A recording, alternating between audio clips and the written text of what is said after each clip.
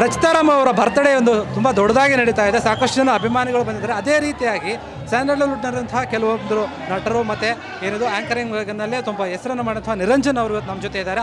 ಅವ್ರು ಏನು ಮಾತಾಡ್ತಾರೆ ಅಂತ ಕೇಳೋಣ. ಸರ್, ರಚಿತಾರಾಮ್ ಅವರ ಒಂದು ಬರ್ತ್ಡೇ ಇದೆ, ಸಾಕಷ್ಟು ಜನ ಅಭಿಮಾನಿಗಳು ಬಂದಿದ್ದಾರೆ, ನೀವು ಕೇಳಿಸ್ಕೊಳ್ತಾ ಇದ್ದೀರಾ ಕೂಗು, ನೀವೇನು ಹೇಳ್ತೀರಾ?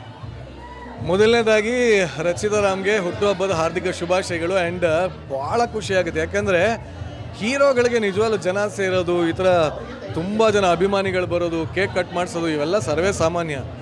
ಆದರೆ ಹೀರೋಯಿನ್ಗಳಿಗೆ ಬೇರೆ ಭಾಷೆಗಳಲ್ಲಿ ನೋಡಿದ್ದೀವಿ, ಬೇರೆ ಭಾಷೆಗಳಲ್ಲೂ ಕಡಿಮೆನೇ.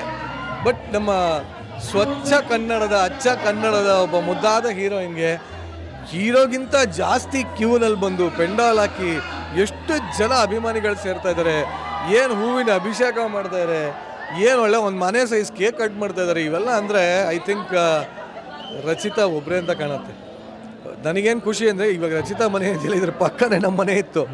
ಈಗ ಒಂದು 6 ತಿಂಗಳು ಮುಂಚೆ ಮನೆ ಚೇಂಜ್ ಮಾಡಿದೆ. ಈಗ ಅನ್ಕೋತಾ ಇದ್ದೀನಿ ಭಾಳ ಒಳ್ಳೇದಾಯ್ತು, ಈ ಥರ ಕ್ರೌಡ್ ಆಗಿದೆ, ಎಲ್ಲ ನಮ್ಮ ಮನೆಗೆ ನುಗ್ಬಿಟ್ರವರು ಅಂತ. ಬಟ್ ಖುಷಿ ಆಗುತ್ತೆ. ರಚಿತಾರಾಮ್ ಸಾಧನೆ ಇವತ್ತಿಗೆ ಕನ್ನಡ ಚಲನಚಿತ್ರ ರಂಗದಲ್ಲಿ ತುಂಬ ಇದೆ, ಕೊಡುಗೆನೂ ಜಾಸ್ತಿ ಇದೆ.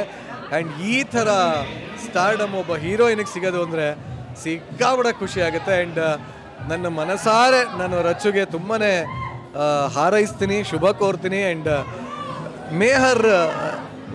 May she reach the more greater heights.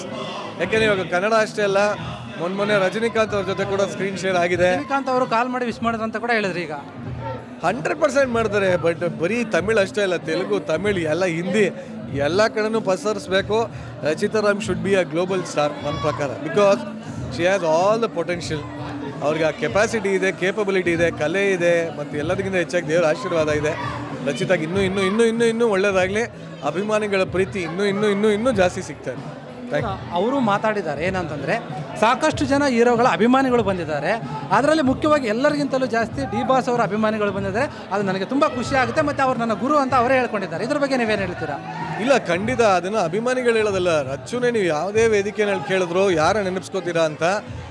ರೀಸೆಂಟಾಗೂ ಅಷ್ಟೇ ರಚ್ಚು 10 ಇಯರ್ಸ್ 15 ಇಯರ್ಸ್ ಸೆಲೆಬ್ರೇಷನ್ ಆಯಿತು ಇಂಡಸ್ಟ್ರಿಗೆ ಬಂದು ಅಂತ. ನಮ್ಮ ಭರ್ಜರಿ ಬ್ಯಾಚುಲರ್ಸಲ್ಲೇ ಮಾಡಿದ್ವಿ, ಫುಲ್ ಎಲ್ಲ ದೊಡ್ಡ ಸೆಲೆಬ್ರೇಟ್ ಮಾಡಿದ್ವಿ ಅದನ್ನು. ಆವಾಗಲೂ ರಚ್ಚು ಹೇಳಿದ್ದೆ, ನಾನು ಕೇಳಿದೆ ಯಾರನ್ನ ನೆನಪಿಸ್ಕೊಳ್ಳೋಕೆ ಇಷ್ಟಪಡ್ತೀನಿ ಅಂದರೆ, ಶಿ ಆಲ್ಸೋ ಸೆಟ್ ನಾನು ಉಸಿರಿರೋವರೆಗೂ ಡಿ ಬಾಸ್ನೇ ನೆನಪಿಸ್ಕೋತೀನಿ ಅಂತ ರಚ್ಚುನೂ ಹೇಳಿದ್ದು. ಸೊ ರಚಿತಾರಾಮೇ ಹೇಳಿದ ಮೇಲೆ ಅಭಿಮಾನಿಗಳು ಮತ್ತಿನೇನು, ಅಫ್ಕೋರ್ಸ್. ಯಾಕಂದರೆ ಇವತ್ತಿಗೂ ರಚಿತಾರಾಮ್ ಅಂತ ಕರೆಯೋದು ಕಮ್ಮಿನೇ ಅಭಿಮಾನಿಗಳು, ಇವತ್ತಿಗೂ ಅವ್ರನ್ನ ಬುಲ್ಬುಲ್ ಅಂತಲೇ ಕರೆಯೋದು. ಸೊ ಆ ಬುಲ್ಬುಲ್ ಅನ್ನೋ ಹೆಸರು ಬರೋದಕ್ಕೆ ಕಾರಣನೇ ನಮ್ಮ ಡಿ ಬಾಸ್.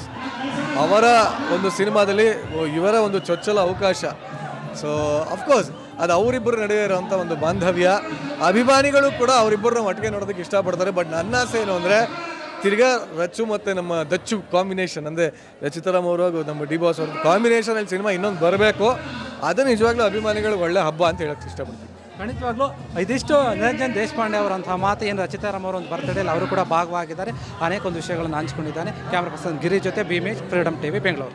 ಕ್ಷಣ ಕ್ಷಣದ ಸುದ್ದಿಗಳಿಗಾಗಿ ಫ್ರೀಡಮ್ ಟಿವಿ ಸಬ್ಸ್ಕ್ರೈಬ್ ಮಾಡಿ, ಲೈಕ್ ಮಾಡಿ ಹಾಗೂ ಫಾಲೋ ಮಾಡಿ. ಹೊಸ ಸುದ್ದಿಗಳ ನೋಟಿಫಿಕೇಶನ್ಗಾಗಿ ಬೆಲ್ ಐಕಾನ್ ಮೇಲೆ ಕ್ಲಿಕ್ ಮಾಡಿ.